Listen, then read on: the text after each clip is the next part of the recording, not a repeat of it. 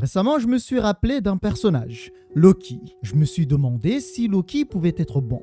Existe-t-il une histoire où il n'est pas le mal ou la malice? Et je me suis rappelé d'une petite histoire que j'avais découverte il y a longtemps, l'histoire de Thor. Alors oui, ce n'est pas une histoire de Loki, mais c'est justement lui qui l'a racontée. Et c'est là où ça devient intéressant et on pourrait se demander, qu'en est-il de Thor? Si Loki est gentil, est-ce que Thor va l'être aussi? Eh bien, sur ce point, je ne sais pas. Je n'arrive pas à savoir s'il est gentil ou méchant. Parce que je le rappelle que depuis la nuit des temps, on a toujours déterminé les géants des glaces comme étant les méchants. Mais alors, si Thor fait partie des géants des glaces, qu'est-ce que ça fait de lui? Tout a commencé dans un dieu qui a connu de nombreuses guerres. Un endroit glacial portant le nom de Jotunheim.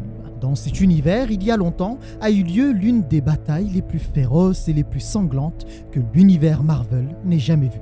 D'un côté se tenait le puissant Odin, qui à ses heures de gloire était considéré comme étant le plus puissant de tous les héros. Il a apporté la paix aux 9 royaumes. Enfin, pas totalement car cette bataille était décisive. Et de l'autre côté, la terreur, le redoutable et monstrueux géant nommé Laufey. Il se tenait face à Odin pour l'empêcher d'apporter la paix à toutes les branches d'Yggdrasil. Pour les intéresser et surtout pour que tout le monde puisse comprendre, Yggdrasil, c'est l'arbre-monde dans l'univers Marvel, qui possède pour particularité de lier 9 royaumes. Et donc nous sommes sur Jotunheim, le royaume des géants. Odin combat le puissant Laufey. S'il le bat, alors il devient celui qui dirige tous les royaumes. Et ainsi, il fait en sorte que les guerres cessent. Il apporte la paix. Le combat a été rude et extrêmement violent des deux côtés. Dans toutes les histoires existantes dans le multivers, cet affrontement a toujours conduit vers une seule issue. La victoire du puissant Odin. Hélas, nous comprenons rapidement que ce n'était pas le chemin que nous allons suivre, car durant cette bataille, Odin a été vaincu par Laufey. Une fois que Laufey a vaincu Odin, il s'est rendu à Asgard, royaume qui était autrefois considéré comme étant celui de la sagesse et de la paix. Alors personnellement, j'en doute fortement concernant cette partie, mais mon avis ne compte pas. Lorsque les hommes de Laufey arrivent à Asgard, ils feront face à Freya, mère de Thor, et cette dernière réussira à blesser un géant pour protéger son fils. Laufey était un géant cruel, et pour qu'Odin n'obtienne pas le repos au Valhalla, il décide de tuer Freya. Mais le jeune Thor, rempli de courage, se lance pour affronter le géant. Malheureusement, le courage ne fait pas tout et étant jeune, il n'avait pas la force nécessaire pour le combattre. Laufey constate que le jeune Thor était prometteur. Il dira qu'il n'était pas doué en intelligence, mais son courage était sans égal. Alors il décide d'en faire un trophée. Il veut élever le fils d'Odin comme son propre fils. C'est justement à partir de là que l'histoire commence. Depuis lors, Thor a été détenu et durant son emprisonnement, il jura qu'adulte, il anéantirait tout Jotunheim. Promesse qui va énormément changer plus tard. Mais cette promesse lui a permis de se rapprocher en amitié avec un enfant de Laufey. Un enfant qui va se présenter de la meilleure des façons en lui montrant du respect et surtout, il lui fera savoir que s'il veut détruire Jotunheim, alors il ne l'arrêtera pas. Cet enfant s'est présenté au nom de Loki, fils de Laufey, mais rajoute que son père ne l'accepte pas comme il est. Parmi les géants, Loki ne ressemblait à aucun géant. Il était petit, faible et encore pire, intelligent. Même beaucoup trop. Ce qui fait que les géants ne l'apprécient pas. Durant cette première rencontre, il va lui donner sa fourrure pour lui tenir au chaud. Laufey avait prévu de faire de Thor le prince de Jotunheim, mettant ainsi son propre fils Loki de côté. Alors, surpris de sa gentillesse, Thor lui demande pourquoi était-il gentil avec lui. Loki savait que tout le monde le détestait. Et la seule personne qui n'avait pas encore pris sa décision, à savoir ne pas aimer Loki, c'est Thor. Alors, il veut devenir son ami. Bien sûr, jusqu'au jour où il changerait d'avis. En écoutant ces paroles, Thor l'informe qu'il ne le déteste pas. D'ailleurs, il ne le tuerait pas avec les autres. Comme symbole de fraternité, Loki lui donne un collier qu'il a lui-même fait. Tout ça pour lui faire savoir qu'il n'était plus seul. Ainsi, le temps passe. Leurs relations évoluent et ils sont comme des frères. Et un jour, Laufey les envoie à la chasse. Chose encore plus surprenante, désormais Thor appelle Laufey père. Ce qui signifie que son plan de tuer tous les géants est désormais dans l'oubli. Cette chasse était simple et à la fois très compliquée. Pour Laufey, les géants devaient apprendre à tuer pour protéger leur peuple. Beaucoup allaient mourir, mais cela ne signifiait qu'une seule chose. Ils n'étaient pas dignes de vivre. Rempli de ruses, Loki décide de mettre en place son plan. pensant pouvoir vaincre la bête avec son intelligence. Alors il se cache et devient invisible. Sauf que la bête pouvait sentir son odeur et ainsi il a été attrapé. Voyant cela, Thor ne pouvait pas abandonner son frère. Alors il se jette sur la bête, rentre dans sa bouche et se glisse vers la zone la plus sensible, à savoir son estomac. Peu après, la bête s'est sentie mal et un éclair s'est abattu. Une fois vaincu, Thor n'a eu qu'à ouvrir son ventre pour en sortir. Et en sortant, il se donna comme titre Thor le prince de l'hiver et prédateur. Il se vantera auprès de son frère Loki. Mais ce qu'il ne savait pas, c'est que ce qu'il avait fait allait créer un fossé énorme entre lui et Loki. Laufey lui dira qu'il aurait dû laisser Loki mourir, car la tromperie et la malice de Loki font honte à leur peuple. Il avait honte de lui, mais Thor était différent. Il était sa fierté et lui promet qu'un jour, il obtiendra le broyeur de glace. Un marteau qui fera de lui le roi de Jotunheim. Ce marteau avait été transmis de roi à prince durant 100 générations. Il canalise les âmes de leurs ancêtres et cette arme leur a permis de vaincre tous leurs ennemis. Laufey avait déjà pris sa décision, mais certains géants, comme un certain Grimb, n'étaient pas d'accord car Thor n'était pas un géant comme eux. Cependant, Laufey ne veut rien savoir. Il avait décidé qu'un jour ce serait Thor, le roi. C'est à partir de ce jour que Thor a remarqué l'absence de Loki. Il ne jouait plus avec lui.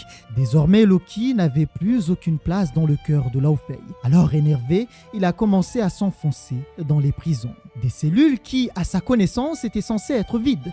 Et là, il découvre quelque chose. Alors qu'il pensait que cet endroit ne détenait aucun prisonnier, il découvre qu'il y avait une femme. C'est bien Freya, la mère de Thor. Au début, elle ne va pas donner son identité, mais c'est juste présentée comme étant une vieille femme cherchant la discussion. Les années sont passées, Loki a eu le temps de tout apprendre sur elle. Il sait désormais que c'est la mère de Thor. Et chose encore plus importante, Loki avait trouvé une personne qui l'écoutait, qui le comprenait et qui l'appréciait comme il était. Durant tout ce temps, Loki va commettre une erreur, celle de cacher la vérité.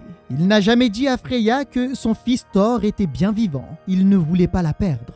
Alors il n'a fait que lui demander de lui raconter des histoires concernant Midgard, la Terre. En plus de cela, Freya lui a appris beaucoup de sorts magiques, lui permettant par exemple de pouvoir créer des portails. Un jour adulte, Loki décide de la faire sortir, afin qu'elle puisse le conduire à Midgard, et ainsi il pourrait vivre une vie normale.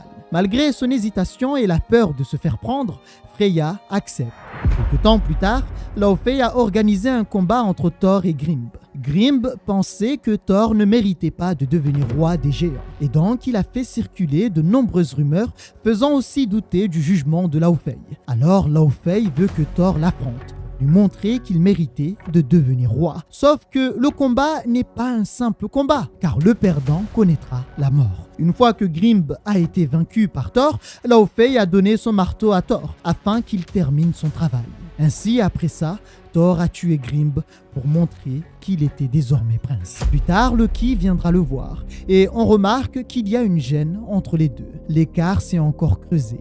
Mais tout cela, Thor ne le voyait pas. Satisfait de sa situation, il prenait tout pour acquis et ne voyait pas qu'il avait renié la promesse qu'il avait faite à Loki, celle de tuer tout Jotunheim, à savoir tous les géants. Rapidement, il lui fait savoir que leur père allait les conduire à la guerre, vers un royaume portant le nom de Muspelheim.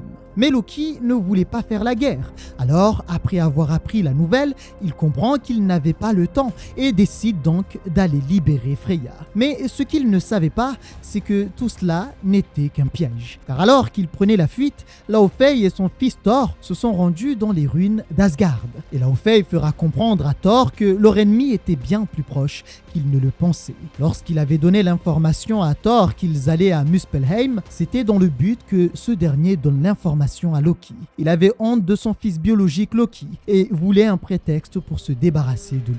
Mais avant cela, il va demander à Thor de lui jurer loyauté.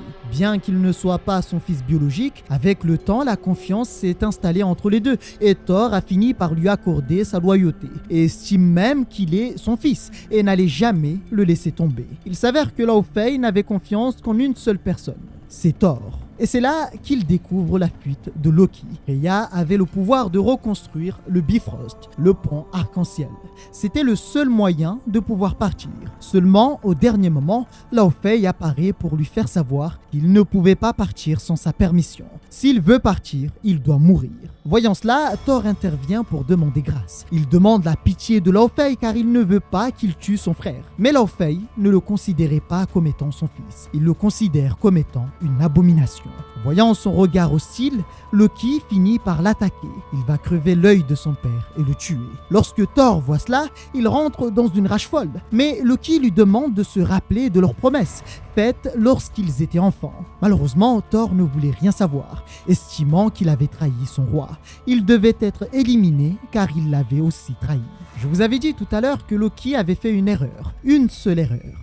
Il n'avait pas dit la vérité. Et lorsque Freya l'a sauvé, le regret a pris place. Car s'il avait dit la vérité, peut-être qu'il aurait pu sauver Freya. On apprend que Freya considérait Loki comme étant son propre fils. Et lorsqu'elle entend Loki prononcer le nom de Thor, elle comprend que c'était son fils qui venait de la tuer. Et Loki l'informe qu'il venait de tuer sa propre mère. Dans un premier temps, il était choqué, mais rapidement la colère a pris place, car Loki le savait et n'avait pas dit la vérité. Alors Thor va mettre toute la responsabilité sur lui et décide donc encore une fois de le tuer. Sauf que Loki était certes faible, mais très intelligent. Il use donc de sa ruse pour le surprendre, ce qui va lui permettre de laisser une entaille sur le corps de Thor. Et bien sûr, Loki sera vaincu. Lorsque Thor était sur le point de l'achever, Loki lui demande « Mais pourquoi personne ne veut le laisser partir ?» Tout ce qu'il voulait, c'était suivre son propre chemin. Alors Thor, ayant toujours à l'esprit qu'il était son frère, décide de le laisser partir. Mais avant de partir, il demandera à Thor de venir avec lui sur Midgard, la Terre. Mais Thor refuse car il avait désormais un peuple qu'il devait protéger. S'il part, qui allait protéger son peuple des démons de feu, des elfes noirs ou encore des trolls? Il avait son but et demande à Loki de simplement partir. Laufey avait été tué par son propre fils Loki. Freya avait été tuée par son propre fils Thor. Et ce jour-là était la dernière fois que les deux frères se voyaient. Loki avait trouvé sa place et justement, c'est lui qui racontait cette histoire aux enfants. Mais on remarque rapidement que les enfants préféraient Thor et demandent si un jour Thor allait venir sur Midgard, à savoir la Terre.